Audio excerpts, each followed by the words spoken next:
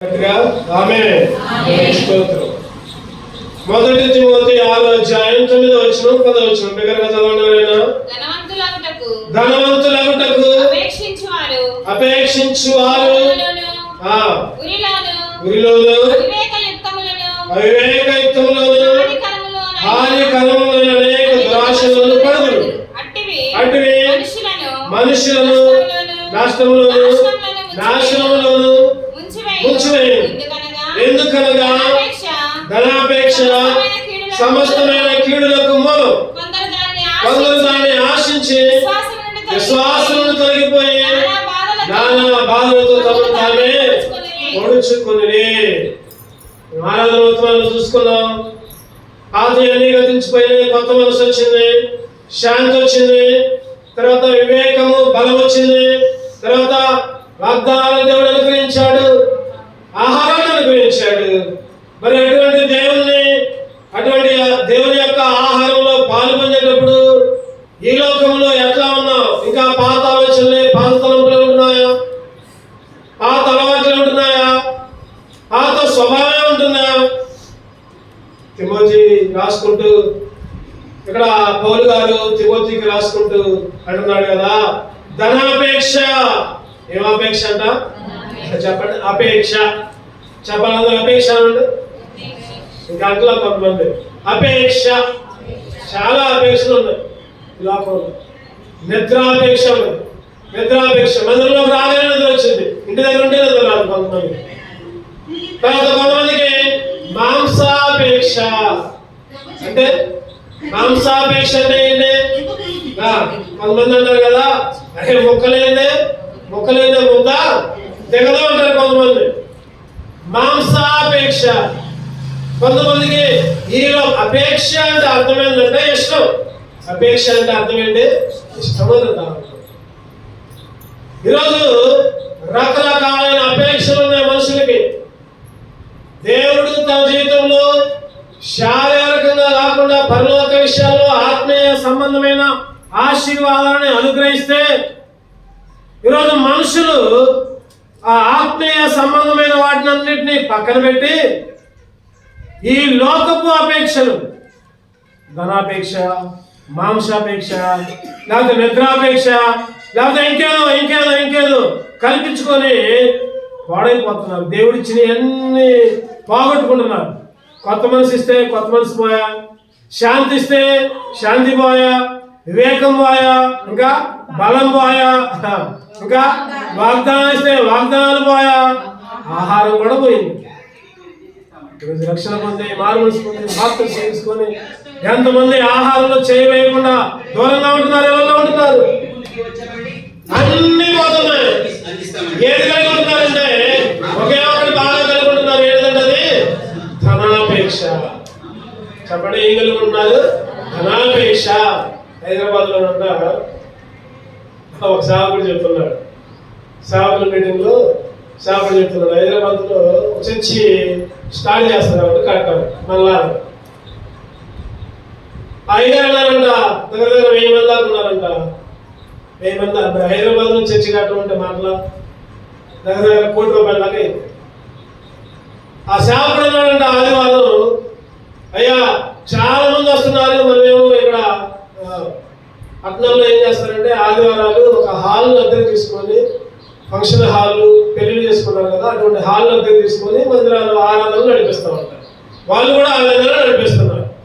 ఆ రోజు ఎన్నికల సేవకు ప్రేరేపణ వచ్చి, అయ్యా ఇక లాభంలో మనం ఒక మంచి స్థలం తీసుకోవాలి, చర్చి కట్టుకోవాలి అని చెప్పుకుంటూ స్థలమే దగ్గర 5 సెంట్ల స్థలం దగ్గర 50 నుంచి 60 లక్షలు దాకా ఉంది. ఎంత స్థలం? ఎంత? 50 నుంచి 60 లక్షలు. తర్వాత మరి స్థలం తీసుకున్న తర్వాత చర్చి కట్టాలి అన్నాడు సేవకుడు. అయ్యా చాలా మంది వస్తున్నారు, చాలా సంతోషం, ఇక్కడ నుంచి చర్చి కట్టుకోవాలి కాబట్టి ఒక 2 సంవత్సరాలు 3 సంవత్సరాల్లో మనం చర్చి కట్టుకుంటాం. 2 సంవత్సరాల్లో లేకపోతే 3 సంవత్సరాల్లో మనం చర్చి కట్టుకుంటాం. మీరందరికీ ఒక మనం చేస్తున్నా నేను. ఏంటంటే అది సంవత్సరంలో 12 నెలలు కాబట్టి, సంవత్సరంలో 12 నెలలు కాబట్టి ఈ 12 నెలల్లో 11 నెలలు సంపాదన ఒక నెల మీకు ఎంత వస్తే అంత దేవుని మందిరంలోకి రండి అన్నారంట. ఒక నెల మీకు ఎంత వస్తే అంత, 1,00,000 రూపాయలు తెచ్చమా, 1,00,000 రూపాయలు తెచ్చి మందిరంలో వేయండి. 2,00,000 మందిరంలో వేయండి.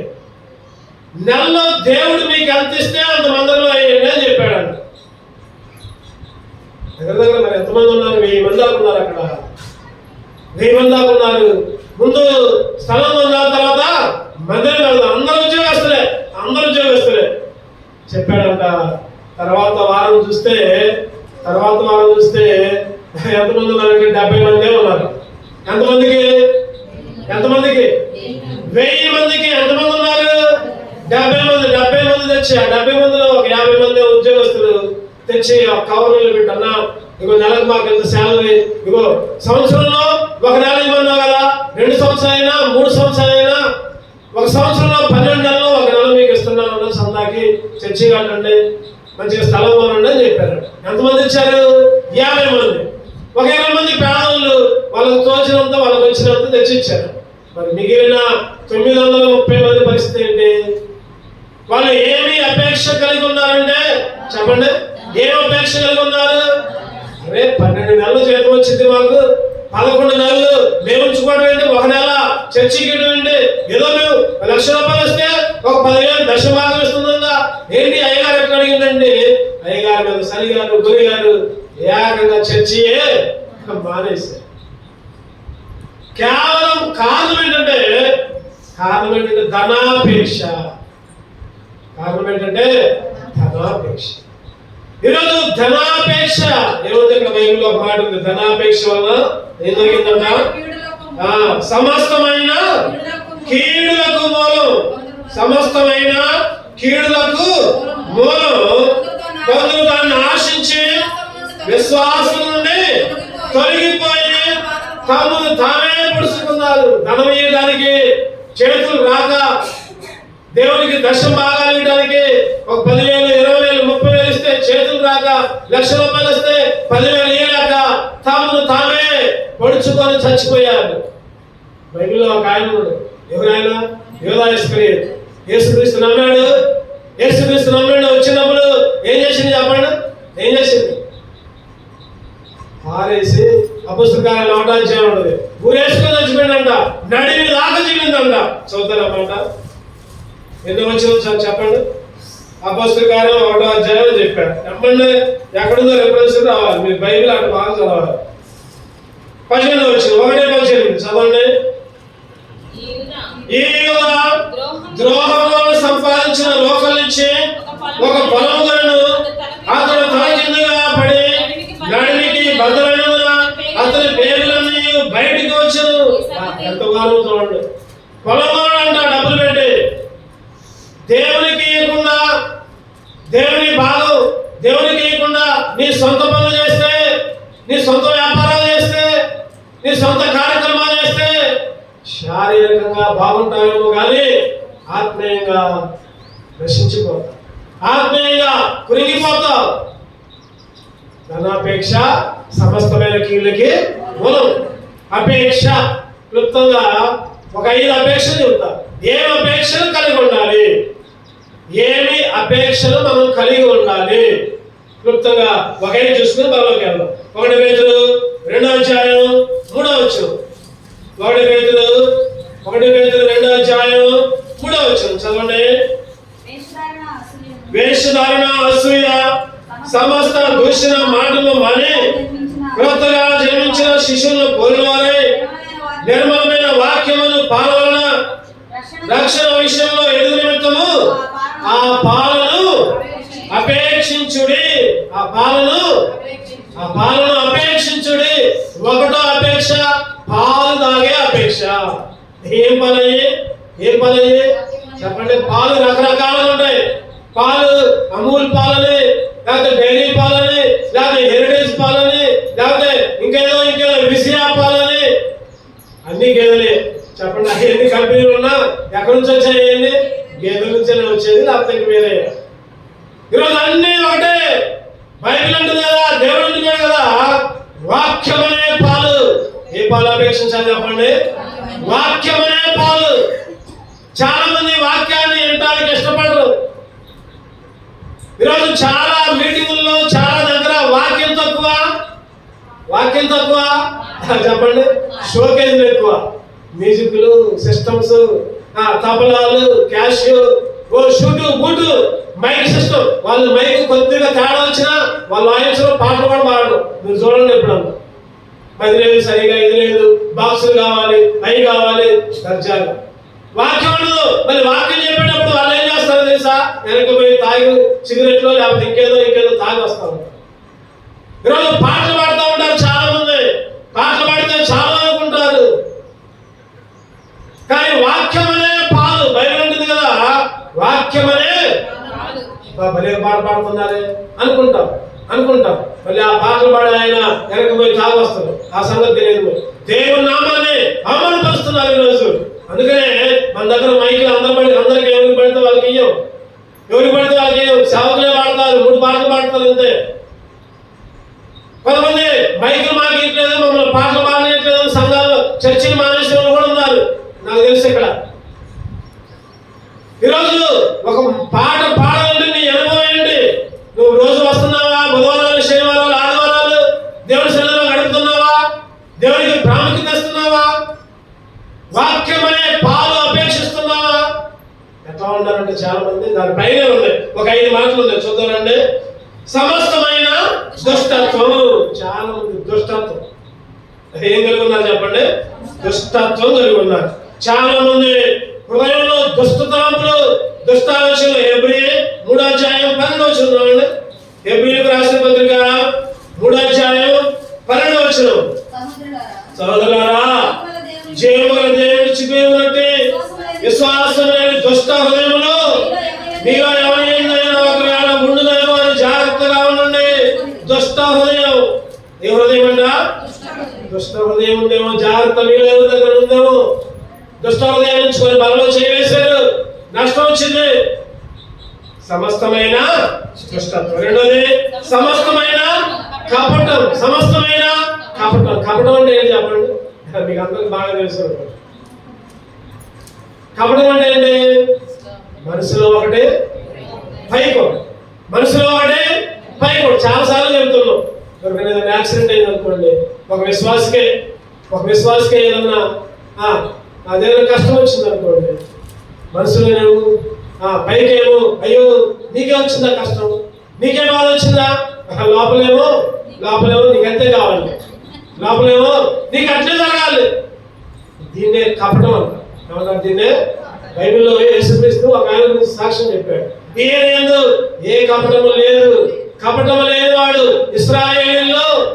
యోహాను సువార్త 1వ అధ్యాయం చెప్పండి, అక్కడ ఉందన్నమాట. యోహాను సువార్తలో ఒకళ్ళ గురించి చెప్పుకుంటూ యేసుక్రీస్తు చెబుతా ఉంటాడు. యోహాను సువార్త 1వ అధ్యాయం 47వ వచనం. 47. యేసు నతనయేలు తన యొద్దకు వచ్చిన చూచి, ఇదిగో ఇతడు నిజముగా ఇశ్రాయేలీయుడు, ఇతడు ఏ కపటము లేదు. ఎంత గొప్ప సాక్ష్యం! ఎవరు చెబుతున్నారు ఈ మాటలో? యేసుక్రీస్తు చెబుతున్నాడు. మీ అమ్మో, మీ నాన్నో, లేకపోతే మీ అన్నో, లేకపోతే నీ భర్త, నీ భార్య చెప్పడం కాదు. సొంతం ఏం చెప్తాయి? మా వాడు చాలా మంచోడు, నా భార్య చాలా మంచిది, నా భర్త చాలా మంచోడు. సొంతం చెబుతారు, చెడ్డలైనా చెబుతారు. అంతే. యేసుక్రీస్తు చెబుతున్నాడు, ఇతని యందు ఏ కపటం. ఎంత గొప్ప సాక్ష్యం చెప్పండి. ఒకటోది దుష్టత్వం, రెండోది కపటం. చదవని తర్వాత వేషధారణ అంటే ఆదివారం చర్చిలో, సోమవారం సినిమా హాల్. ఆదివారం చర్చిలో, సోమవారం సినిమా హాల్.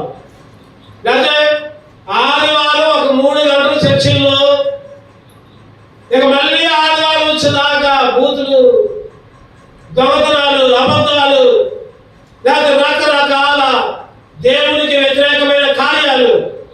దీన్నే ఏమంటారంటే వేషధారణ అంట. సరంట తోడేలు మేకతోలు కప్పుకొని పోయిందంట. మేకతోలు కప్పుకొని గడ్డి మీద అడిగిపోయిందంట. అన్ని మేకలు ఉన్నాయి, గడ్డి వేస్తున్నాయి. ఈ తోడేలు కూడా మేకతోలు కప్పుకొని పోయిందంట. అన్ని చైనా వచ్చిందంట. అరే మేకలు గడ్డి వేస్తున్నాయి కొడుతున్నాడు మేకలు. అన్ని మేకలు మేమే అనుకుంటూ పోతుంటే తోడేలు చెప్పండి, తోడేలు మేమే అంటాం సార్. తోడేలు గర్జించుకోవడం ఏందంట. ఇక వాడికి దొరికిందంట, ఎడబెడ వాయించినట్టు మేకలన్నీ మారిపోయినాయి, తోడేలు మాత్రం. ఈరోజు చాలా మంది క్రైస్తవ ముసుగేసుకుంటున్నారు. అన్యులు కాదు, దేవుడిని అంగీకరించిన వాళ్ళు కాదు, క్రైస్తవులే, లక్షల మందిలోనే బాప్తిసం తీసుకున్న వాళ్ళే ముసుగు, క్రైస్తవులు అనే ముసుగు. బైబిల్ పట్టుకుంటున్నారు, తెల్లబట్టలు వేసుకుంటున్నారు, మాకంటే శుద్ధులు ఎవరు లేరు అనుకుంటున్నారు. వేషధారణ క్రైస్తవులు ఉన్నావా? దుష్టత్వం, కపటం, ఇంకా చాలా ఉంది కానీ దాని గురించి అసలు అవసరం మనకు అది కాదు. ఇంకా అసూయ, ఇంకా సమస్త దూషణ మాటలు, ఇవన్నీ మానేయాలి. అసలు మన అంశం ఇది కాదు. వాక్యం అనే పాలు అపేక్షించాలంటే ఇవన్నీ పక్కకు పోతే అప్పుడు వాక్యం అనే ఆహారాన్ని తింటాం. వాక్యం అనే ఆహారాన్ని తినకుండా చేసి ఈ ఐదు వాక్యాన్ని వినకుండా చేస్తాయి, వాక్యాన్ని అవలంబించకుండా చేస్తాయి, వాక్య ప్రకారం చేయకుండా చేస్తాయి. ఈ ఐదు ఏంటి? దుష్టత్వం, కపటం, వేషధారణ, అసూయ, దూషణ. జాగ్రత్త. ఈరోజు వాక్యమనే పాలు అపేక్షిస్తున్నావా నిజంగా? లేకపోతే ఈ ఐదు నీకు వాక్యమనే పాలు అపేక్షించకుండా ఈ ఐదు నీకు అడ్డం పడుతున్నాయా? చిన్నపిల్లలు పాలు తాగుతుంటే బెల్లం లేకపోతే పంచదార కలిపి తాగారనుకోండి, ఆ పాల ప్లేట్లో ఏదైనా అడ్డం పడింది అనుకోండి, పాలు తాగుతారా వాళ్ళు? మీరు చెప్పాలి. పాలు తాగుతారా? మనం అనుకుంటాం కదా, పాలు సీసా ఇచ్చిన ఇక వాడు తాగుతుండలేదు అనుకుంటాం. అక్కడ ఏమైంది? అక్కడ ఆ పాల సీసాకి కొద్దిగా రంధ్రం ఉంటుంది. ఆ రంధ్రంలో లేకపోతే పంచదార, లేకపోతే బెల్లం లాంటి, లేకపోతే ఇంకేదో కలిసి పాలని రాకుండా. ఈరోజు విశ్వాసగా ఉన్న నీ జీవితంలో వాక్యమనే పాలు, వాక్యమనే ఆహారం తీసుకోకుండా ఈ ఐదు నీకు అడ్డంగా ఉన్నాయి. తీసేయి. ఆ పాల గుడిలో నుంచి ఒక పుల్ల పెట్టి ఏ విధంగా అడ్డాన్ని తీసేస్తామో అదే విధంగా వాక్యమనే పాలను తీసుకునేటప్పుడు వేషధారణ, కపటం, అసూయ, దుష్టత్వం, దూషణ ఇవన్నీ అడ్డంగా ఉంటే తీసేయి. ఆయన బలలో చేసేటప్పుడు వాక్యమనే పాలు అపేక్షించు. అందుకనే అపొస్తలుల కార్యాల్లో రాయబడింది, వారు ప్రార్థన యందు, సహవాసం యందు, రొట్టె విరుచుట యందు ఎడతెగక కూడుకొని చదవనమాట. అపొస్తలుల కార్యాలు 2వ అధ్యాయం 42. వీరు అపొస్తలుల బోధయందు, సహవాసమందును, రొట్టె విరుచుట యందును, ప్రార్థన చేయటందును ఎడతెగకున్నారు. బోధలో ఉండాలి. అపొస్తలుల బోధ, దేవుని వాక్యాలు వినాలి. ఏదో ఆదివారం ఒక్కరోజు వచ్చి, నెలలో ఒక్క ఆదివారం వచ్చి, బుధవారాల్లో, శనివారాల్లో, ఉపవాస పుడికల్లో, ఆదివారాల్లో, సంవత్సరానికి ఒకసారి 2 సార్లు నేను వాక్యం ఉంటున్నా, నేను బలంగానే ఉన్నా అంటే కుదరదు. వాక్యం అనే పాలు తీసుకోకపోతే బలహీనుడు అయిపోతాం.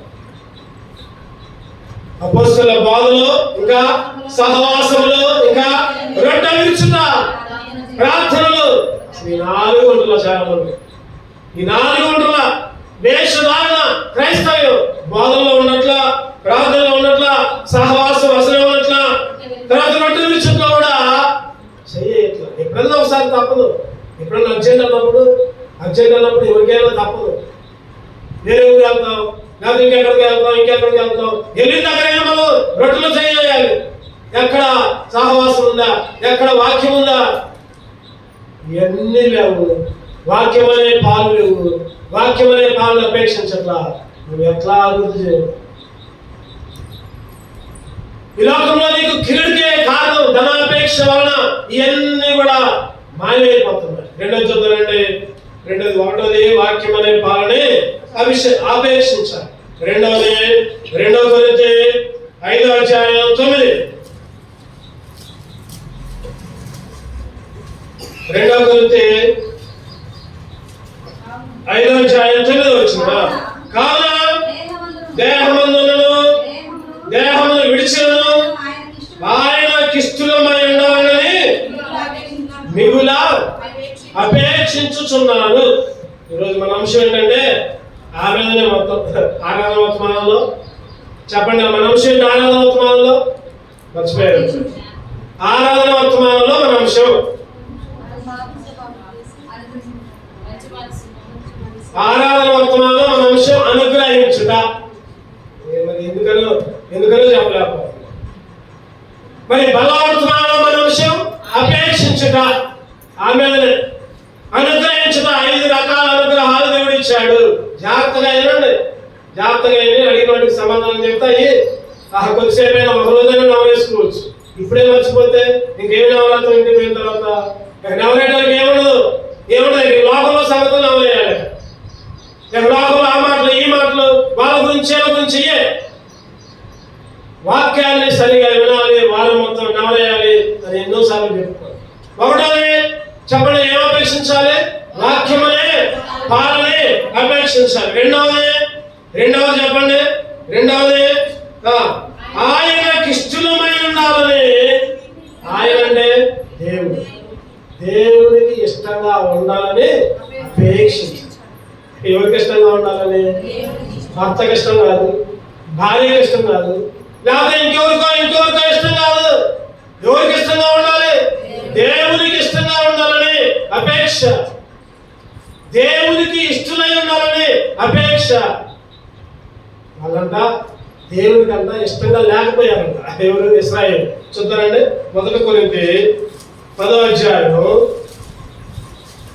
1 కొరింథీ 10:5 అయితే వారిలో ఎక్కువ మంది దేవునికి ఇష్టలుగా ఉండకపోయి కనుక అరణ్యములో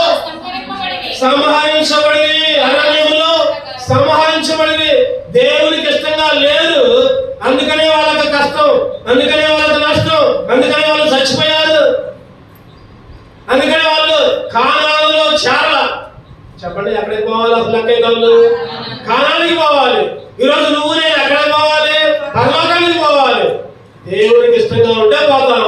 దేవునికి ఇష్టంగా లేకపోతే మధ్యలో దారి మారింది, రూట్ మారింది. పరలోకం వల్ల అగ్నిగుండం, నరకం. దేవునికి ఇష్టంగా ఉన్నావా? ఈరోజు ప్రశ్న. ఈ మధ్య కావాల్సిన దేవుడు నిన్ను ప్రశ్న వేస్తున్నాడు. ఏంటి ఆ ప్రశ్న అంటే, దేవునికి ఇష్టంగా ఉన్నావు లేకపోతే నీ ఇష్టంగా నువ్వు జీవిస్తున్నావు? నీ ఇష్టంగా నువ్వు ఉంటున్నావా? బుధవారం ప్రార్థనకు వస్తే దేవునికి ఇష్టం, బుధవారం ప్రార్థన కాకపోతే నీ ఇష్టం. శనివారం ప్రార్థనకు వస్తే దేవునికి ఇష్టం, శనివారం ప్రార్థనకు రాకపోతే నీ ఇష్టం. ఆదివారం ప్రార్థనకు వస్తే దేవునికి ఇష్టం, ఆదివారం ప్రార్థనకు రాకపోతే చెప్పండి ఎవరి ఇష్టం? నీ ఇష్టం. నీ ఇష్టంగా జీవిస్తే మధ్యలోనే నశించిపోతాం. మధ్యలోనే సంహరించింది సైతాను. మధ్యలోనే నరకానికి తెలిసిపోతుంది. దేవునికి ఇష్టం. హెప్సిబా అనే పేరు పెట్టుకుంటారు. హెప్సిబా అంటే చెప్పండి, దేవునికి ఇష్టరాలు. నాకు తెలుసు ఒక సిస్టర్ హెప్సిబా అని పేరు పెట్టుకుంది. బాప్తిసం తీసుకుంది. ఒక 2 ఏళ్ళు మాత్రం మందిరానికి వచ్చింది. తర్వాత మళ్ళీ లోకంలోనే ఆమెకి ఇష్టం వచ్చే రీతిలో తిన్నది, తాగింది, తిరిగింది, విచరించింది, పాపం చేసింది, మధ్యలో చచ్చిపోయింది. హెప్సిబా. యెషయా మాటలు చూద్దారండి. యెషయా 62:4. యెషయా 62:4 విడవబడిన దాని వలె మీదటనే అనబడు, పాడైన వలె నీ దేశం గురించి చెప్పబడదు. హెప్సిబా నీకును గియోరాని భూమికి నీ పేర్లు పెట్టబడును. యెహోవా నిన్ను గూర్చి ఆనందించున్నాడు. యెహోవా నిన్ను గూర్చి చెప్పండి. హెప్సిబా అంటే అర్థం కింద చూద్దామండి. ఇష్టురాలు. హెప్సిబా అంటే అర్థం ఏంటంటే ఇష్టురాలు. చాలా మంది క్రిస్టియన్స్ హెప్సిబా అనే పేర్లు పెట్టుకుంటారు, కానీ దేవునికి ఇష్టంగా జీవించరు. వాళ్ళు సైతానికి ఇష్టంగా జీవిస్తారు. సైతానికి ఇష్టంగా. బేలా అంటే బ్యూలా అంటే అర్థం పతివ్రత. బ్యూలా అంటే పతివ్రత. పేరు మాత్రం బ్యూలా, చేసేదంతా పాపం. పేరు మాత్రం ఎప్సిబా, చేసేదంతా ఆమెకి ఇష్టం వచ్చినట్టు చేస్తుంది. చెప్పుకున్నాం ఇందాక పతివ్రత. పతివ్రత అంటే గొప్ప లక్షణం కలిగి. ఇందాక చెప్పా వ్యభిచారం. వ్యభిచారం అంటే స్త్రీతో లేకపోతే పురుషుడితో పాపం చేస్తే వ్యభిచారం కాదు. చెప్పండి, వ్యభిచారం అంటే దేవునికి ఇష్టమైన పని చేయకుండా ఇంట్లో ఉన్నా కూడా వ్యభిచారం చేసినట్టే. డబ్బుతో వ్యభిచారం, ఇంటితో వ్యభిచారం, పిల్లలతో వ్యభిచారం. వ్యభిచారం అంటే ఏదో తప్పని అనుకోమాకండి. దేవుని మందిరంలో గడపాల్సింది పోయి దయ్యంతో గడిపితే వ్యభిచారం కాదా మనది? పతివ్రత లక్షణాలు బ్యూలాని పేరు పెట్టుకొని దేవుని మందిరంలోకి రాకుండా నీ ఇష్టం వచ్చినట్టు జీవిస్తే నువ్వు పతివ్రత ఎట్లా అవుతావు? అరే హెప్సిబా అని పేరు పెట్టుకొని నీ ఇష్టం వచ్చినట్టు నువ్వు తిరిగి తాగి వ్యభిచారం చేసి పాపం చేస్తే నువ్వు హెప్సిబా అంటే దేవునికి ఇష్టరాలు ఎట్లా అవుతావు? ఈ మధ్యాహ్న కాలశంలో దేవుడు అంట ఆయనకి ఇష్టంగా ఉండాలని అపేక్షిస్తున్నాడు. చెప్పండి, మన అంశం చివరికి ఒకటోది వాక్యమనే పాలనే అపేక్షించాలి. రెండవది దేవునికి ఇష్టలుగా ఉండాలని గుర్తుపెట్టుకో. నీ మాటలు గుర్తుపెట్టుకో. నీకు నువ్వే పరిశీలన చేసుకో. నేను నిజంగా దేవునికి ఇష్టంగా ఉన్నానా? నా ఇష్టం నేను నెరవేరుస్తున్నా. పరీక్ష చేసుకొని బలంలో చేయి. మూడో చూద్దానండి, ఇంకా చాలా ఉందిలే కానీ సమయానికి అనుకూలంగా చెప్పుకోవాలి. 1 కొరింథీ 14:1. 1 కొరింథీయులకు రాసిన పత్రిక. ప్రేమ కలిగి ఉండుటకు ప్రయాసపడి ఆత్మ సంబంధమైన వరములను ఆసక్తితో అపేక్షించుడి. విశేషముగా మీరు ప్రవచన వరము అపేక్షించుడి. మూడవదిగా ఆత్మ సంబంధమైన వరములు. దేవుడు ఒక్కొక్కరికి ఒక్కొక్క వరం ఇచ్చాడు. ఎప్పుడు వచ్చింది? నాకెప్పుడు వచ్చింది వరం అనుకోమాకండి. దేవుడు నీకు కూడా ఎవరైతే రక్షణ పొందుతారో, ఎవరైతే బాప్తిసం తీసుకుంటారో ఏమైతే వాళ్ళకి ఒక వరాన్ని పంపిస్తారు. అపొస్తలుల కార్యాల్లో 2వ అధ్యాయంలో 37-36 చూద్దారండి. అపొస్తలుల కార్యాలు పరిశుద్ధాత్మ అనే వరం వచ్చిందంట. 2వ అధ్యాయం 38. పేతురు, మీరు మారుమనస్సు పొంది పాప క్షమాపణ నిమిత్తం ప్రతి వాడు యేసుక్రీస్తు నామమున బాప్తిసం పొందుడి, అప్పుడు మీరు పరిశుద్ధాత్మ అనే వరము పొందుదురు. ఏ వరం అంట? పరిశుద్ధాత్మ అనే వరం. ఒక్కొక్కరికి ఒక్కొక్క వరం. ఒకరికేమో పాటలు పాడే వరం ఇస్తాడు, ఒకరికేమో చక్కగా వంట చేసే వరం ఇస్తాడు, ఒకరికేమో ప్రసంగాలు చేసే వరం ఇస్తాడు, ఒకరికేమో చాపలు వేసే వరం ఇస్తాడు, ఒకరికేమో ఊడ్చే వరం ఇస్తాడు. ఈరోజు దేవుడు నీకు ఒక్కొక్క వరం ఇచ్చాడు. ఆ వరాలని ఉపయోగించకుండా ఉంటే వరాలను తీశారు. దేవుడు నీ దగ్గర ఉంచడు. దేవుని కొరకు నీకు ఇచ్చిన వరాన్ని ఉపయోగిస్తున్నావా? దేవుని మందిరం కొరకు నీకు ఇచ్చిన వరాలను, నీ బలాన్ని, నీ సమయాన్ని అంతా నీ కొరకే అయితే మరి దేవుడికి ఏమిస్తావు? నువ్వు దేవుడికి ఏమిస్తావు? ఒక ఆయన ఉన్నాడంట, ఒక ఆయన ఏమనిస్తుంది ఉద్యోగం చేసుకుంటూ చాపడంట, తమ్ముడు మంచిగా ఉద్యోగం చేస్తున్నావు, దేవుడు చక్కటి భార్యను ఇచ్చాడు, నీకు చక్కటి ఉద్యోగం ఇచ్చాడు, చక్కటి బిల్లు ఉంది, కారు ఉంది, బంగ్లా ఉంది. తమ్ముడు, దేవుని నమ్ముకో, యేసుక్రీస్తుని అంగీకరించు, మందిరానికి పో అంటే ఆయన అన్నాడంట, అంకుల్ ఏంటంటే ఇప్పుడే యేసుక్రీస్తు, నాకు ఇప్పుడు 30 సంవత్సరాలే, ఇంకా 70 సంవత్సరాలు ఉన్నాయి, 40 సంవత్సరాలు ఉన్నాయి జీవించే వయసు. 60 సంవత్సరాలు వచ్చిన తర్వాత నేను రిటైర్డ్ అయిన తర్వాత అసలు దేవుని మందిరంలోనే ఉంటా, దేవుని కొరకే పని చేస్తా, దేవునితోనే ఉంటా అంటున్నాడంట. చూడండి, చాలా మంది మామిడికాయ తిని ట్యాంకర్లు సీకి ఆ ట్యాంకర్లు కనిస్తే తింటారా వాళ్ళు? చెప్పండి, మీరే చెప్పండి. మంచి అనుభవం, మంచి ఎగ్జాంపుల్. మామిడికాయ టెంకను చీకిన తర్వాత ఏమీ లేదు దాంట్లో పిప్పి దాని వేసిపోయి ఎవరికైనా ఇస్తే వాళ్ళు ఏమంటారు? ఈరోజు దేవుడు కూడా నీ జీవితంలో అదే అంటాడు. నీ వయసు అంతా సైతానికి ఇచ్చి, నీ ఎవరి కాలం అంతా నువ్వు జీవించే జీవితం అంతా సైతానికి ఇచ్చి, ఎప్పుడో ముసలోనైనప్పుడు నేను బాప్తిసం తీసుకుంటానే, ముసలోనైనప్పుడు మందిరానికి వస్తానే. నీ చీకేసిన టెంకాయ ఎవరికి కావాలి? దేవుడు అంటున్నాడు, అటువంటిది నాకు వద్దు. నీకు ఇచ్చిన వరాన్ని దేవుడు నీకేదైతే వరం ఇస్తున్నాడు, వంట చేయి దేవుడి కొరకు, గూడు దేవుడి కొరకు శుభ్రం చేయి, దేవుడి మందిరాన్ని చుట్టూ శుభ్రం చేయి. మన ఇల్లు మాత్రం బాగుంటాయి కానీ దేవుడి మందిరం మాత్రం శుభ్రంగా ఉంటాయి. ఎప్పుడు సేవకులే పని చేసుకోవాలి, సేవకులే ఉడుచుకోవాలి, సేవకులే సాపులు వేసుకోవాలి. అదే సంఘంలో ఒక్కళ్ళకు కూడా ఏమంటలా, ఈ పలానా ఒకళ్ళు పంచుకొని దేవుని పని చేయడానికి ముందుకు రావాలి. ఈరోజు ఎట్లా చేస్తున్నావు?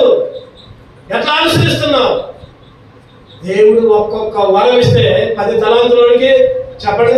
దేవుడు అంటే ఒకరికేమో 5 తలాంతులు ఇచ్చిండు, ఒకరికేమో 3 తలాంతులు, ఒకరికేమో 2 తలాంతులు ఇస్తే 5వాడు ఇంకొక 5 తెచ్చిండు, 3వాడు ఇంకొక 3 తెచ్చిండు. ఒకటి ఇచ్చినవాడు ఏం చేసిండు? భూమిలో పాతి పెట్టాడు. ఏమన్నాడు దేవుడు?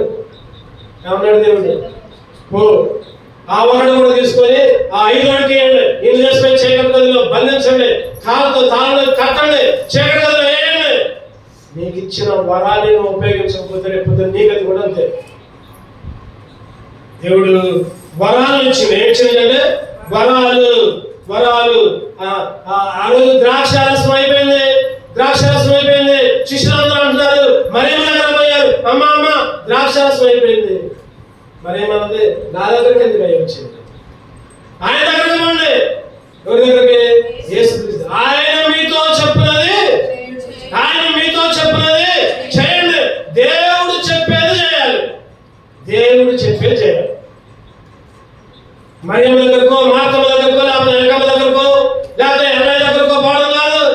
దేవుడి దగ్గరగా, దేవుడి మందిరం దగ్గర దేవుడు నీకు కొన్ని చెప్తాడు, అవి విని వాటి ప్రకారం చేయి. వరాలని అపేక్షించాలి. ఏం అపేక్షించాలి చెప్పండి? వరాలని అపేక్షించాలి. 4 చూద్దారండి. ఫిలిప్పీయులకు రాసిన పత్రిక 2వ అధ్యాయం 26వ వచనం. ఫిలిప్పీయులకు రాసిన పత్రిక 2వ అధ్యాయం 26వ వచనం. అతడు రోగి ఆయనని మీరు వింటిరి కనుక అతడు మిమ్మల్ని అందరినీ చూడ మిగిలిన అపేక్ష గలవాడై విచారపడుచుండును. ఫస్ట్ చదివిన వాళ్ళకి వదిలిపెట్టాడు, తర్వాత మధ్యలో దొరకకండి దయచేసి. ఎవరికి వదిలి చెప్పి ఎవరైనా సరే, ఎవరైతే ఫస్ట్ ఎత్తుతారో వాళ్ళకి అవకాశం ఇవ్వండి. చెప్పండి. 26వ వచనం. అతడు రోగి ఆయనని మీరు వింటిరి కనుక అతడు మిమ్మల్ని అందరినీ చూడ మిగుల అపేక్ష. ఎవరి గురించి ఇక్కడ? ఎఫ్రోతు రోగి అయినాడంట, బలహీనుడైనాడంట. అయినా కానీ సంఘాన్ని చూడాలని ఆశ, సంఘాన్ని పలకరించాలని ఆశ. పౌలు అంటున్నాడు, అతడు రోగి అయి చావునకు సిద్ధమై ఉండను, కానీ అతడు రోగి ఆయనని మీరు వింటిరి కనుక అతడు మిమ్మల్ని అందరినీ చూడ మిగుల అపేక్ష కలిగినాడు. 4వ తలంపు. ఈరోజు ఒకరికొకరు పలకరించుకుంటున్నారా? ఒకరి కష్టాల్లో ఒకళ్ళు తోడుగా ఉంటున్నారా? ఒకరి కష్టాల్లో ఒకళ్ళు పాలు పంచుకుంటున్నారా? ఆయన ప్రార్థనకు రాలా, ఆమె ప్రార్థనకు రాలా, నాకెందుకులే అని అనుకుంటున్నావా? లేకపోతే పై పలకరించి ఏమైందన్నా ప్రార్థనకు ఎందుకు అట్లా అని అడుగుతున్నావా? ఎఫ్రోతు చచ్చిపోయే స్థితిలో ఉన్నా కూడా ఏం చేసిందంట? అందరినీ చూడ మిగుల అపేక్ష. తోటి సహవాసిని, తోటి సంఘస్థుల్ని, తోటి వారిని పలకరిస్తున్నావా? ఎంతసేపు ఇక నీ ప్రార్థన నువ్వే